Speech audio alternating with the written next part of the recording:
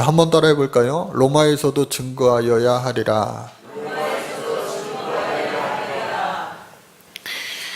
배재고등학교 이번 수요일날 개강예배에 설교하러 가는데, 사실 배재고등학교는 제가 처음 가게 됩니다. 한 번도 가본 적이 없는 학교인데 그곳에 말씀을 전하러 갑니다. 그래서 한번 찾아봤어요.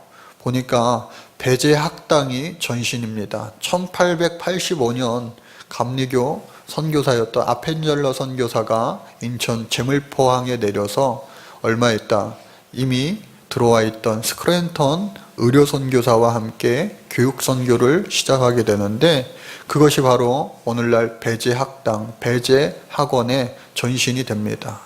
그래서 오늘날 남아있는 현존하는 근대 학교의 시초가 되기도 합니다. 그곳에 가서 어떤 말씀을 전할까 하고 그 학교의 학훈을, 교훈을 한번 살펴봤더니 크고자 하거든 남을 섬겨라 라고 하는 그러한 교훈이 있더라고요.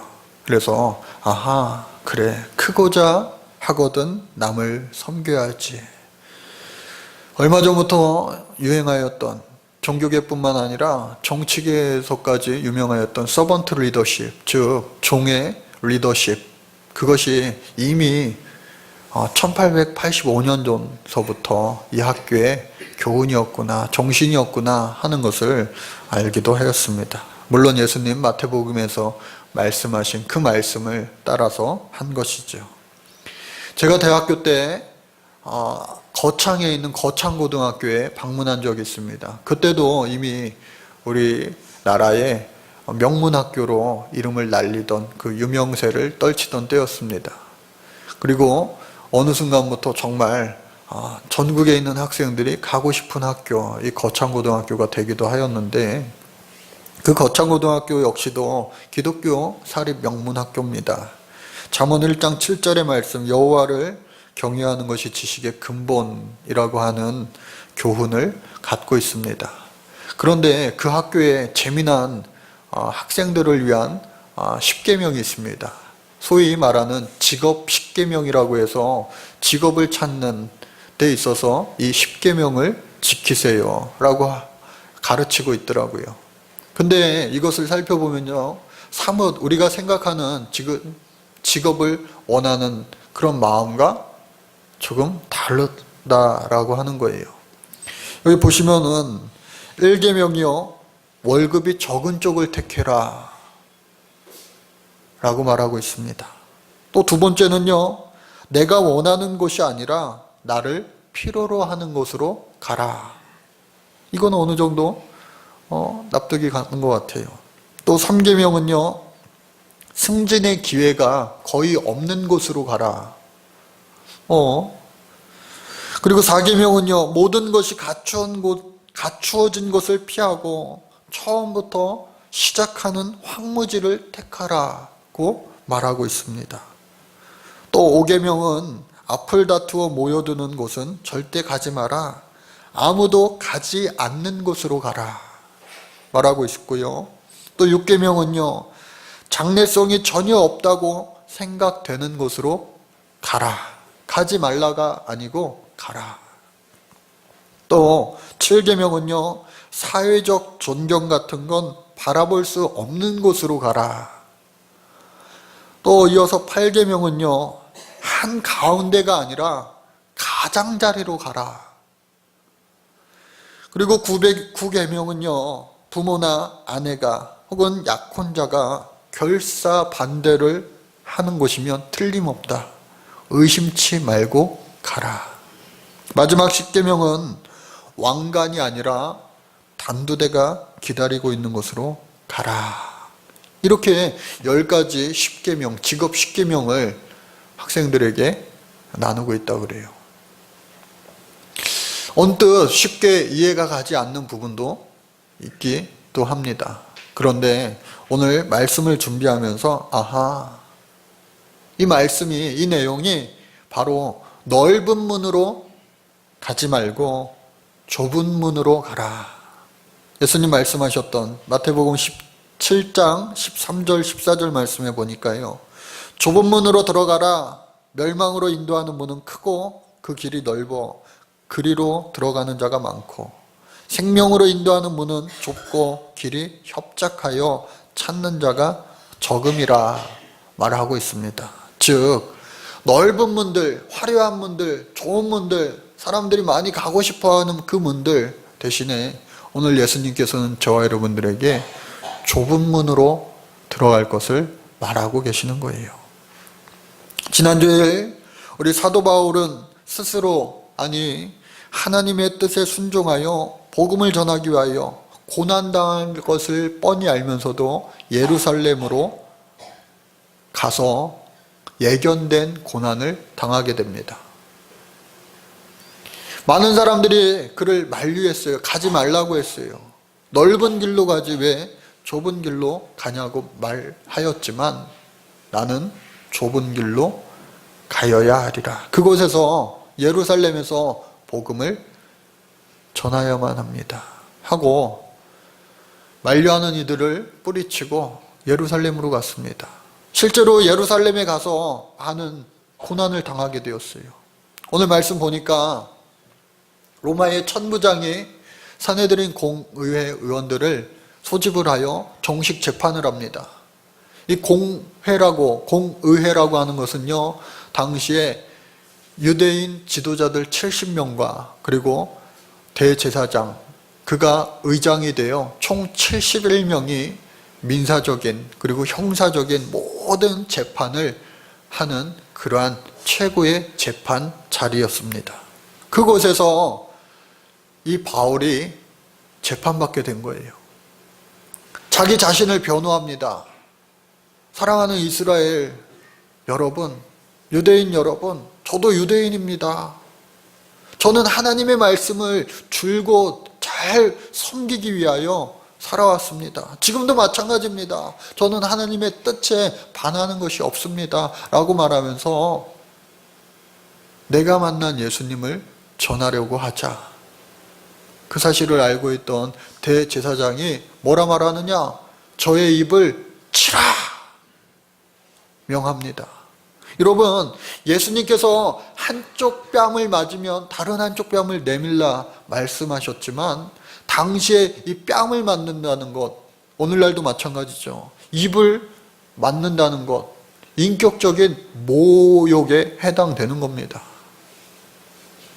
그런데 그 대제사장이 아직 재판 중에 있는, 당시에 오늘도 마찬가지지만 죄가 확정되지 않으면 아직 죄인이 아닌 거잖아요. 재판 중에 있는 그 바울을 입을 치라는 거예요.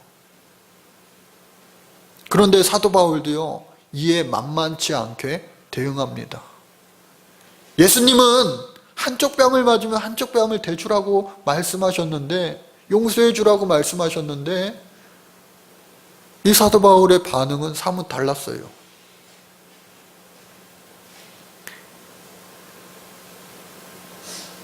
나를 치라고 했느냐? 하나님이 당신을 치실 것이요, 회칠한 담이요 하면서 그를 거칠게 대항했습니다. 이것은 그저 그 대제사장을 저주한 것이 아니라, 화가 나서 그에게 대항한 것이 아니라 하나님께서 그의 입술에 말씀을 주신 것이에요. 실제로 기원 후 AD 66년경에 이 로마와 그리고 유대가 전쟁을 벌이게 되는데, 이 대제사장 아나니아라고 하는 자가 죽고 말아요. 평소에 친로마 정책을 펼쳤던 이 아나니아 대제사장이요, 로마와 전쟁이 일어났을 때에 정작 로마 군인한테 죽은 것이 아니라 유대인들의 국수주의자들, 평소에 그를 못마땅히 여겼던 그 국수주의자들, 유대인들이 그들의 집을 방화하고요, 그리고 그곳에서 헤롯 왕 궁궐로 피신인회가 있는, 그것도 이 배수관에 숨어있던 그를 발견하여 살해하고 맙니다. 이처럼 바울을 통하여 하나님이 예언하였던 그 말씀이 66년에 이루어지고 만 거예요. 예수님도 바리새인들을 향하여 회칠한 무덤이여 라고 말한 적이 있습니다. 사도 바울도 회칠한 담이여, 즉 겉에는 페인트를 하얗게 회를 칠해가지고 겉으로는요 아주 깨끗해 보이고요 견고해 보입니다. 그러나 무덤이 그 안에는요 어떻게 해요? 다 썩어 없어지는 거잖아요. 아무리 좋은 무덤이 있다 하더라도 그 안에 생명을 잃은 사람의 시체는요 썩어 없어지고 말아요. 그것처럼 회칠한 담이요, 겉으로는 아주 튼튼한 담처럼 보이지만 그 담은 언제 쓰러질지 모르는 그러한 연약한 모습이다 라고 하는 겁니다. 그래서 겉으로는 율법을 잘 지키고 하나님을 잘 믿고 하나님을 잘 섬기는 것 같지만 그 속 안에는 하나님이 없는 것을 꼬집어서 이야기하고 있는 거예요. 그러자 사람들이 막 화가 났습니다. 당신 이분이 누군지 알고 얘기하는 거야? 대제사장이셔.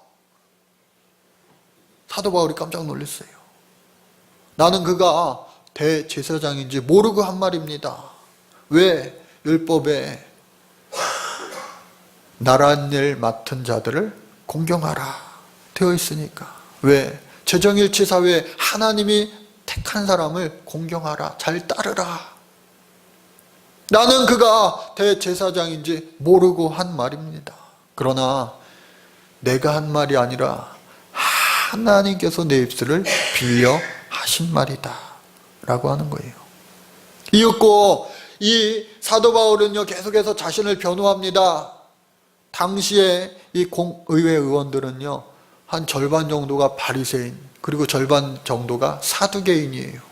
그래서 자신도 바리새인이고 자신의 아버지도 바리새인이었기 때문에 말하는 거예요. 여러분, 나도 바리새인이에요. 저희 아버지도 바리새인이에요. 근데 저는 부활하신 예수님을 만났어요.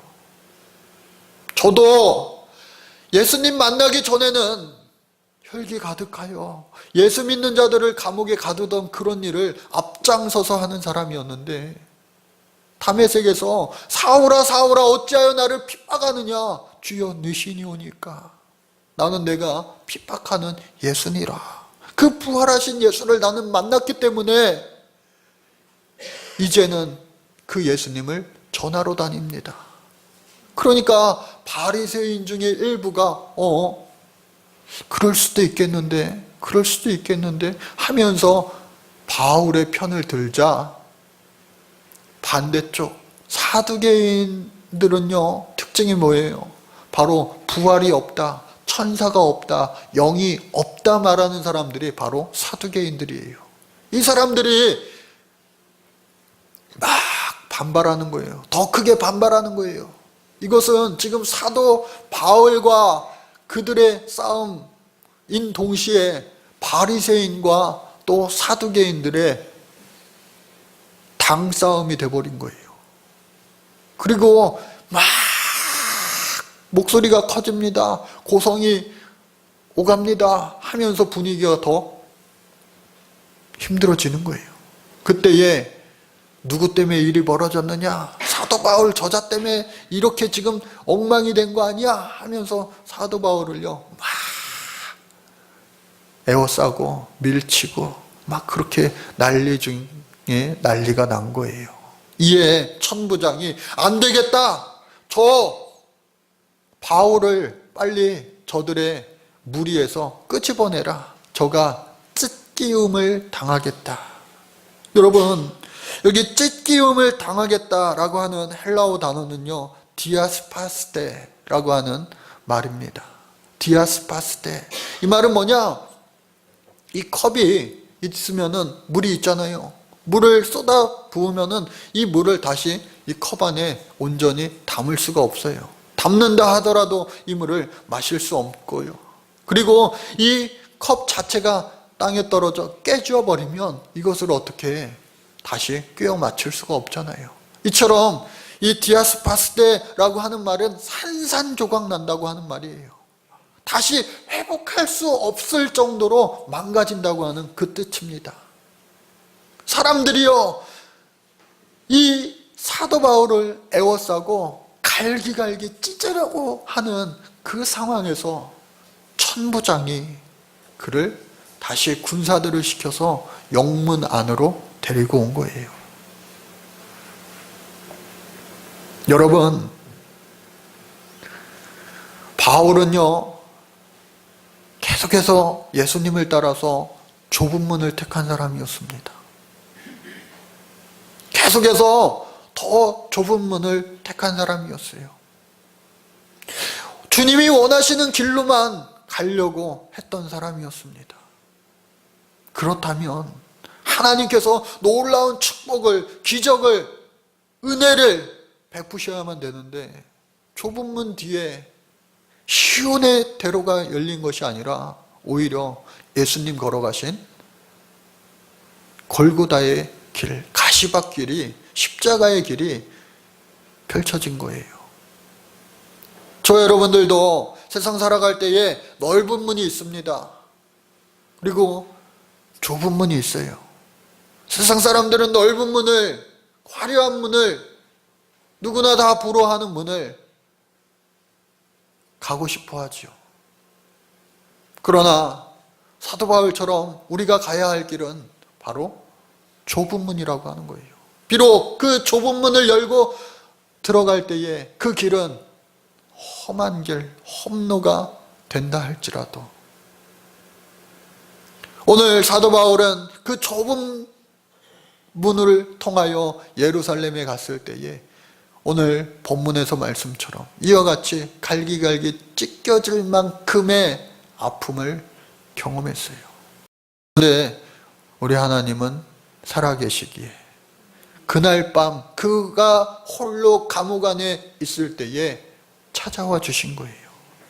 본문 말씀 11절 말씀에 보니까요, 그날 밤에 주께서 바울 곁에 서서 이르시되. 사도행전 말씀을 보면요, 여러 번 우리 주님께서 예수님을, 사도 바울을 찾아오셨어요. 여러 번 찾아오셨어요. 그런데 오늘 이 사도 바울이 정말로 힘든, 그리고 어려운, 외로운 그 밤에 예수님께서는 더 가까이 찾아오셨다라고 하는 거예요. 그날 밤에 주께서 바울 곁에 서서 이르시되, 가까이 오셔서 주님 말씀하시기를, 뭐라 말씀하시느냐? 담대하라. 내가 예루살렘에서 나의 일을 증거한 것 같이 로마에서도 증거하여야 하리라. 여러분, 예수님께서도 산헤드린 공의회를 통하여 또 빌라도 총독의 재가를 받고 십자가에 달려 죽으셨잖아요. 지금 이 산헤드린 공의회에서 죽음을 재판을 받고 이제 총독에게 승인만 받으면 이 바울도요, 예수님처럼 십자가에 달려 죽을 수가 있어요. 그러나 그 죽음의 위기, 죽음의 공포, 사도 바울이라고 왜 없었겠어요?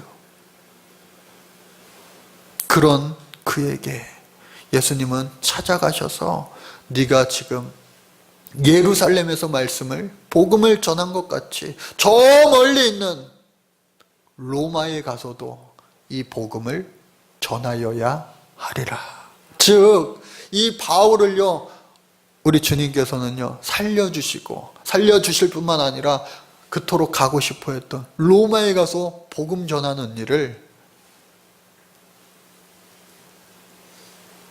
꼭 할 수 있게 해 주리라 약속하신 겁니다. 사랑하는 우리 성도 여러분, 사도 바울과 같이 좁은 문을 선택하시기를 바랍니다. 다윗이요, 전쟁터에서 항상 죽음의 고비를, 죽음의 공포 앞에서 승리를 얻었습니다.